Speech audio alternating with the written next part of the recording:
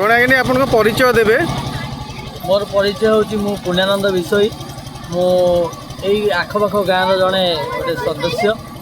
जहाँकि मंदिर में गोटे सदस्य हिसाब से अच्छी माँ फाउंडेशन को अशेष धन्यवाद जहाँ हूँ आसिक आम लोक मान कि बाइक नौ कि साहय सहयोग ये लोक मैंने करुँच तो प्रशासन थ्रू रे किसी साहय सेमती किसी ना जहाँकि ये देखो लोक मैंने भी जाऊँच गोटा पोखरी अच्छी ये बाड़ रखिले भल हाँ कहीं आज टे तो लोक कम भिड़ अच्छा किंतु आगे गले भिड़ हे कि सका नी सका भी भिड़ होता ही पारे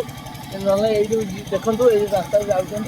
गोटे बाड़ रही है आहरी भल सुविधा कहीं छोट छुआ मैंने जो पा नहीं जाऊँ जाम है अवस्था छोट छुआ सैड्रे की फसी जापारती मु प्रशासन को कहूँ गोटे कथा ये बाड़ रखिले बहुत सुविधा हाँ माँ फाउंडेशन तरफ